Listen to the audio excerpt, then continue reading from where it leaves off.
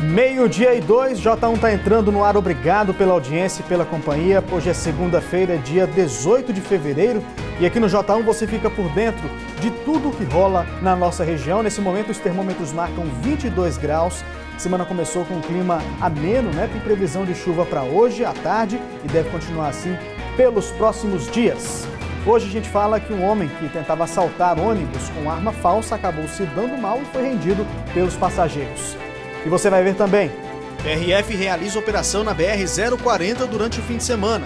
Moradores de Formosa reclamam da falta de asfalto e abandono de bairros da cidade. Casal de idosos de Lusiânia precisam de ajuda. Tá faltando até comida em casa. E no futebol, rodada polêmica. Com gol de mão, Gama empata com Lusiânia e segue na liderança do campeonato. É agora no J1.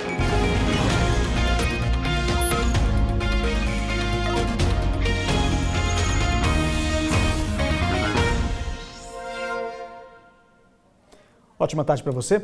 A gente começa essa edição falando de violência. No fim de semana, um homem tentou assaltar um ônibus com uma arma falsa e acabou se dando mal.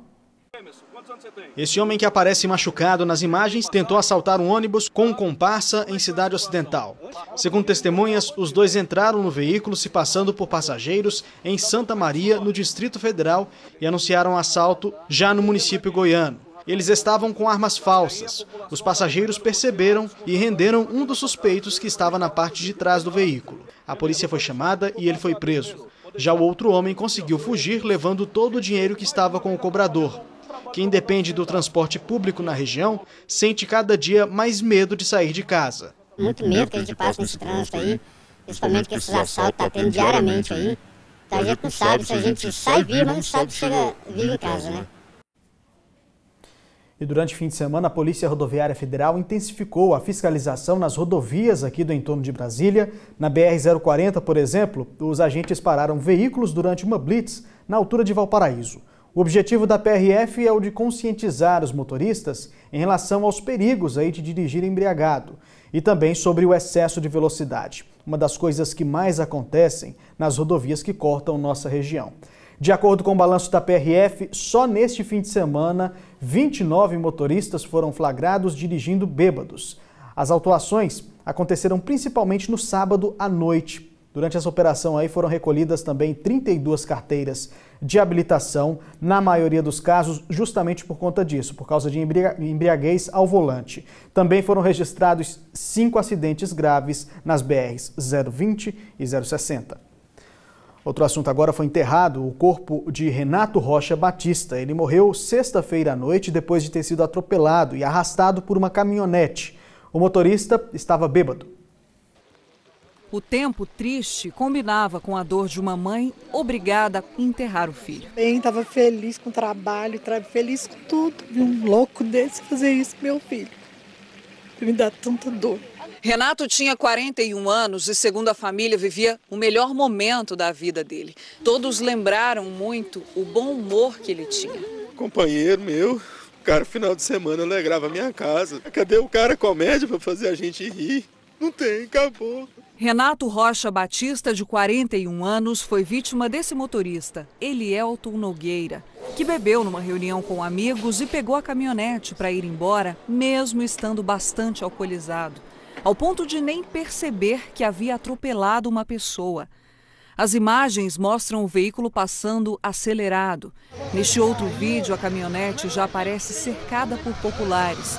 É que as pessoas que viram o homem sendo arrastado começaram a buzinar para que o motorista parasse. 12 quadras depois, tiveram que fechar o carro porque Elielton continuava dirigindo como se nada tivesse acontecido. Renato foi resgatado debaixo da caminhonete após ser puxado por quase 1,5 km. Ele morreu a caminho do hospital. Foi precisar de macaco para levantar a caminhonete porque ele estava muito entrelaçado. É uma cena muito complicada para quem presenciou aqui. Foi muito difícil. O teste do bafômetro acusou 0,62 miligrama de álcool por litro de ar expelido. Na delegacia, Elielton reconheceu que bebeu antes de dirigir. Pisei no freio antes do quebra-mola e realmente não vi ele. Aí eu vim parar porque o pessoal gritou, aí eu parei. O senhor tinha bebido? Tinha. deixar esse apelo para todos os jovens, para todas as pessoas que saem das suas casas para beber. Gente, existe Uber, existe colega que não bebe, existe beber em casa. Olha só que sofrimento que trouxe para nossa família um ato desse, um ato criminoso desse. O motorista vai responder por homicídio e omissão de socorro. E teve apreensão de maconha e de dinamite também em Goiânia. O material seria usado aí para explodir caixas eletrônicos. Segundo a Polícia Militar, 2 suspeitos que entraram em confronto com a Rotan morreram. Os tijolos de maconha encontrados num quarto encheram o porta-malas da viatura. A droga era protegida por 2 homens armados, que acabaram mortos no confronto com os agentes da Rotan. O socorro ele foi solicitado e prestado no local, no entanto, não resistiram aos ferimentos. O tiroteio foi o final de uma ocorrência que começou horas antes, na noite de sábado. Os policiais estavam em patrulhamento pela GO 040 quando perceberam 2 homens dentro de um carro em atitude suspeita. Abordados, eles levaram os agentes da Rotan a um comparsa, que indicou 2 casas onde a quadrilha escondia a droga. Na primeira, no residencial Caraíbas, foram apreendidos 150 quilos de maconha. Nessa aqui, no setor Mansões Paraíso, outros 50, além de 10 quilos de dinamites. Com os explosivos, as equipes encontraram também todo o material usado para detonação. Todos os cordéis detonantes, num total de 5 cordéis detonantes, onde eles colocam fogo nessa primeira parte, e essa parte prateada aqui é onde é concentrada a carga que explode as munições de explosivo. Os artefatos só foram retirados da casa com a chegada de equipes do Esquadrão Antibombas da PM. A Rotan suspeita que os traficantes atuavam também em quadrilhas de assalto a bancos. Eles vão até as cidades, geralmente cidades do interior, fecham a cidade com vários indivíduos fortemente armados, e subtraem, explodem os bancos todos aí dessa cidade, retiram o que eles puderem de valores. Com os suspeitos baleados foram apreendidos um revólver calibre 38 e uma pistola .40. 3 homens foram presos na ação. Um deles usava documento falso e responde pela morte de um policial militar. Os suspeitos disseram ter vindo de cidades do Pará, com o objetivo de praticar crimes em Goiás. 12h09, a gente fala agora de educação, que está acontecendo em Valparaíso, a primeira Olimpíada aí, escolar da cidade. E quem vai trazer os detalhes para a gente é a repórter Thalia Santos. Olá, Thalia. Oi, Anderson, boa tarde para você, boa tarde também para quem está em casa. Até agora, 14 escolas aqui de Valparaíso já se inscreveram para essa que é a primeira Olimpíada Escolar aqui da cidade, mas ainda tem tempo, a Secretaria está recebendo inscrição até o dia 22 de fevereiro. Aqui ao meu lado está a Secretária de Educação, Rudilene Nobre, que traz mais informações para a gente. Secretária, boa tarde para você, obrigada pela participação. Essa é uma novidade, primeira edição, e quais são as regras, os critérios, quem pode participar dessa Olimpíada, secretária? Boa tarde. É a primeira edição das Olimpíadas Escolares no município de Valparaíso. Quem pode participar? Todos os estudantes da rede estadual, da rede municipal e da rede particular que têm a idade de 12 a 17 anos. E tem um limite de equipe por modalidade também? Tem um limite de equipe por modalidade. Cada escola pode inscrever em cada modalidade uma equipe.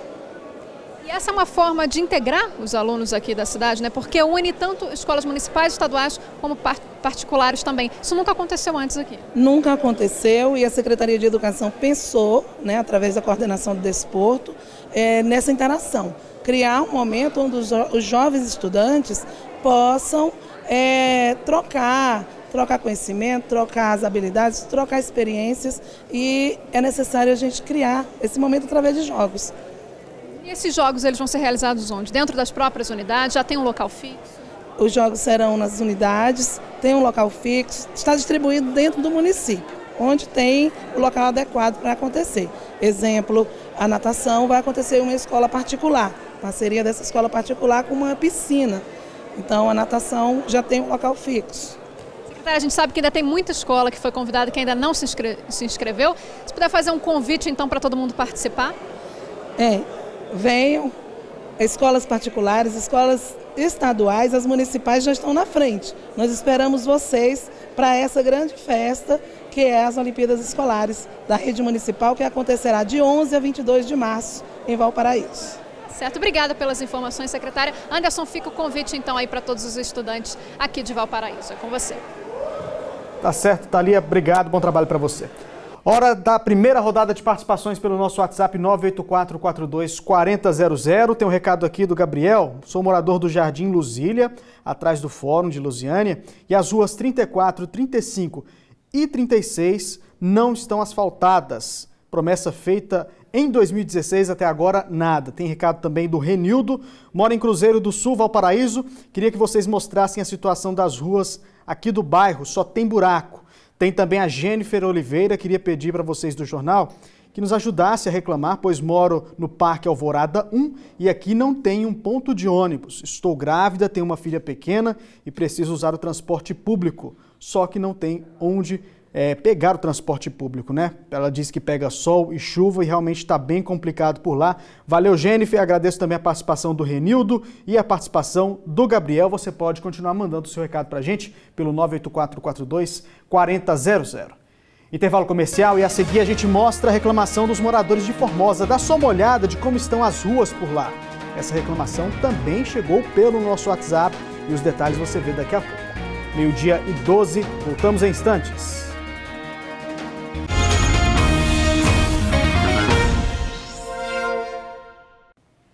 Hora de conferir as ofertas de emprego para Lusiânia. Uma vaga para orientador educacional com salário de R$ 998. Uma para assistente de logística, salário a combinar. Uma oportunidade para representante comercial com salário de R$ 5.000 e uma vaga para mecânico industrial, salário de R$ 3.500. Agora a gente mostra a reclamação de moradores lá de Formosa. O pessoal reclama da falta de asfalto. Cansados do problema, eles resolveram por conta própria aterrar a rua com cascalho. Quem mostra isso pra gente é a repórter Nayara Santos. Nayara, boa tarde para você. Olá, Anderson, boa tarde para você, boa tarde para quem acompanha o J1. Hoje nós viemos até o setor sul em Formosa. Os moradores estão aqui na bronca por causa do asfalto, não tem asfalto. E o buraco também. A gente vai conversar agora com o Clésio, que foi quem mandou mensagem pelo nosso WhatsApp, convidando a gente para vir aqui mostrar a situação, né? Sim, a gente está reivindicando aqui a respeito do asfalto do setor sul, porque a verba foi liberada para a prefeitura e até hoje uns foram beneficiados e outros não, que somos a gente que estamos sofrendo aqui com a lama, né? E a gente pede aí que alguém, alguma autoridade dê resposta para a gente.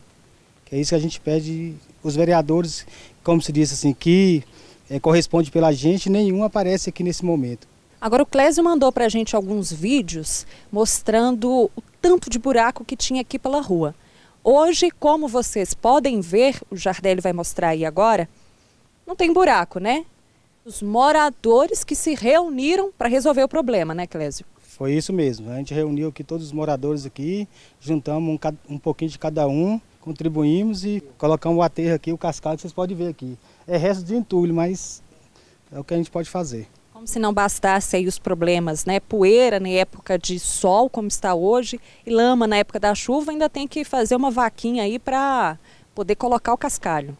Isso, com certeza. A gente tem que contar aqui não com a prefeitura, sim com os moradores aqui da rua. Eu contei aqui quantas casas que tem nesta rua. São cerca de 30, ou seja, mais de 30 famílias aí que não estão sendo beneficiadas, né? Justamente, 30 numa rua, né? E contando as outras 5, 3 vezes 5, 150 famílias. Vocês chegaram a procurar a prefeitura? Sim, na época que começou o asfalto, que sabia que não ia asfaltar essa rua e disse que tinham sido duas empresas diferentes. Uma ganhou certas ruas, outra ganhou as outras. Então, a nossa ficou sem.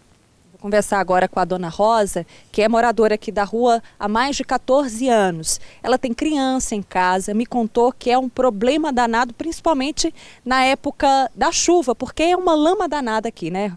É lama demais, né? Principalmente quando a gente precisa de um mototáxi para ir na rua, tem vezes que eles nem vêm, por causa da lama que é demais.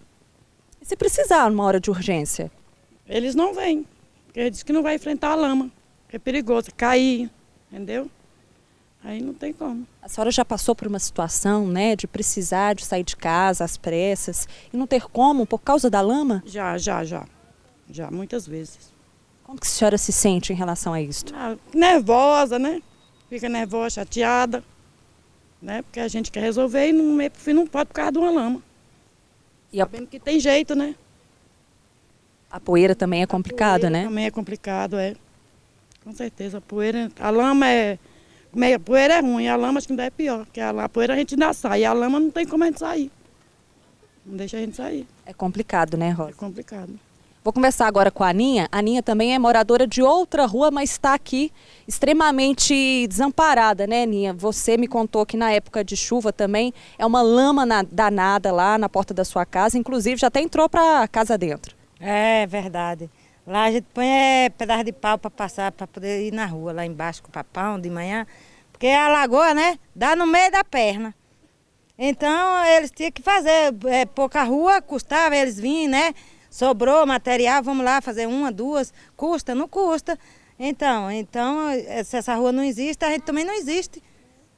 Ah, quando vocês procuraram a prefeitura, eles disseram que a rua não existe? Não existe, que não tem no mapa, vai no postinho, que rua é essa, Rua Nova Pirapora. Não existe, então a gente não existe. Mas para pagar imposto, luz, água, existe. Telefone, tudo existe. Qual é o retorno que você espera aí da prefeitura? Ele tinha que tomar providência, né, para ajudar o pessoal aqui, porque se é na chuva você não tem como sair. Se é na poeira você vai para o hospital com falta de ar. E aí? Você acha bom assim, se fosse para eles? Eu acho que eles não iam gostar, né? Tem algum familiar, algum parente lá na sua casa que tem problema respiratório por causa da poeira? Eu mesmo. Eu vivo mais no hospital do que esse aqui, ó. A gente chama ele de Tenga, que é o vizinho. Ele já me levou no hospital aqui, foi morta. Essa aqui, ó, quantas vezes aqui, ó, todo mundo aqui me conhece. Levou às pressas porque ele é vizinho, né? Porque se fosse chamar um motoqueiro... Não vinha, não. Você chama a ambulância, que se estiver passando mal, você morre. Morre, que não vem, não. Se você chamar um mototáxi de noite, o povo não vem. Se estiver chovendo, não vem. Se tiver poeira, não vem. Vai morrer a míngua. Não é, não? Obrigada pela participação de vocês. A situação aqui é essa, né, Anderson, como nós já mostramos, tanto nos vídeos que nós recebemos pelo WhatsApp e nas imagens que nós fizemos, né? Nós percorremos aí estas ruas que os moradores disseram e, de fato, não tem asfalto. Vamos ouvir aí, então, qual que é a resposta da Prefeitura de Formosa. Eu volto com você. Obrigado, agradeço também a participação de todos os moradores. É triste ver uma cena como essa, né? Os moradores pedindo o mínimo, que é asfalto em frente de casa. Nós entramos em contato com a assessoria de comunicação da Prefeitura de Formosa e eles informaram para a gente que, devido aos fatos ocorridos na semana passada em relação à operação do Ministério Público, que investigou alguns setores da Prefeitura, os contratos de empresas que prestam serviço ao município foram suspensos. Alguns desses contratos, né? A nota diz ainda que a equipe técnica da Secretaria de Obras está analisando possíveis soluções para resolver as demandas da cidade, mas ainda não foi dado um prazo de quando isso vai de fato acontecer. Outro assunto agora: recebeu alta do hospital o jovem de 22 anos que foi atingido por um tiro disparado por um guarda civil de Senador Canedo. Matheus estava trabalhando no telhado de uma casa quando foi confundido com um ladrão.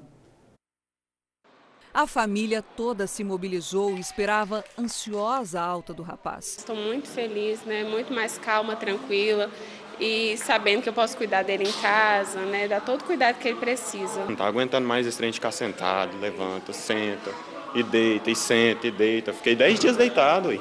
Ele contou o que aconteceu antes do tiro. Disse que chegou a explicar para o guarda que estava no telhado trabalhando. Simplesmente dois rapazes apareceram do outro lado. Um gritou, perdeu, eu levantei a mão. Não, sou instalador, eu estou trabalhando. Só que, enquanto eu estava conversando com um, o outro rapaz foi e me deu tiro. Falei que eu era instalador de ar-condicionado, eles sabiam.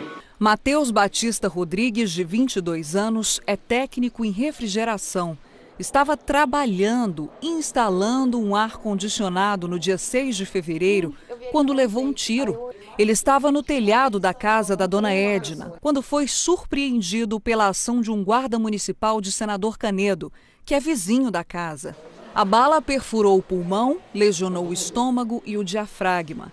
Matheus passou por cirurgias para corrigir as lesões e fisioterapia para expandir o pulmão e voltar a respirar normalmente.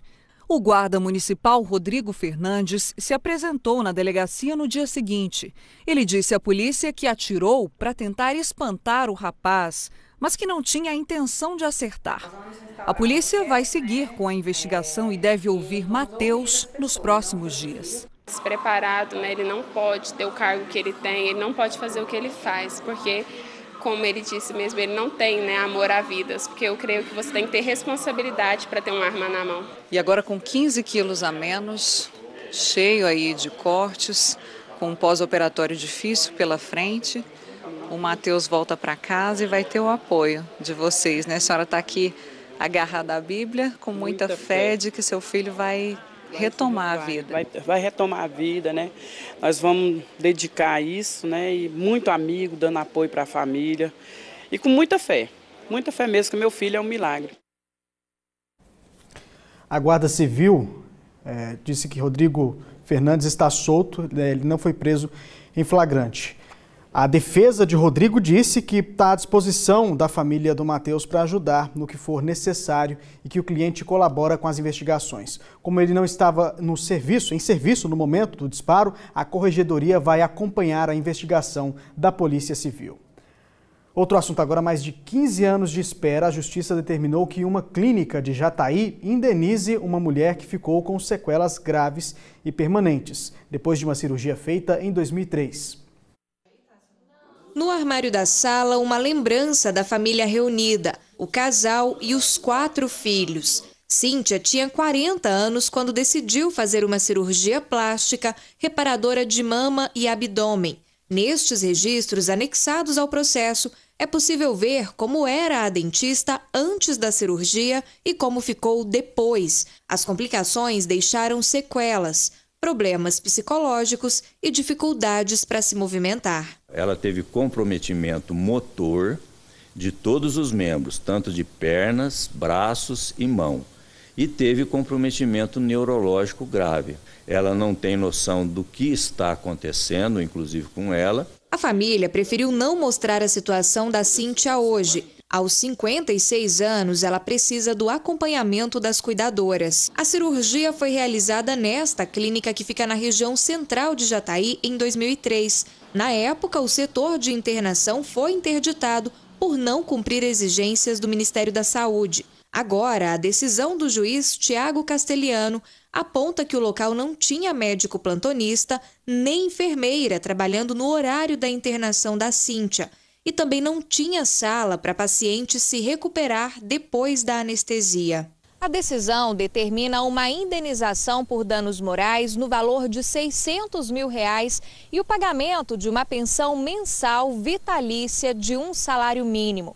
Além da clínica, o médico anestesista também foi responsabilizado, porque, segundo o juiz, ele deveria ter permanecido mais tempo com a paciente, que foi levada para o quarto antes de passar completamente o efeito de sedação por conta da anestesia. A decisão, em primeira instância, vem mais de 15 anos depois da cirurgia. Ela perdeu a convivência com os 4 filhos, né? Perdeu a convivência comigo e hoje ela é totalmente dependente. Não tem dinheiro que pague uma vida. Todo o sofrimento dela, sofrimento da minha família. Nós tentamos falar com a advogada que representa a clínica e o médico anestesista, mas não tivemos um retorno. Mais uma vez, nós recebemos várias denúncias de problemas no atendimento do Hospital Materno-Infantil em Goiânia. Um bebê chegou a ficar internado em uma cadeira na unidade por falta de leitos. É numa cadeira no corredor do hospital que a recém-nascida luta para se recuperar de uma infecção. Eu tô aqui com a minha bebê desde a quinta-feira, internada com infecção urinária, e até hoje não consegui leito, não tá tendo leito. O vídeo foi gravado neste domingo no Materno Infantil.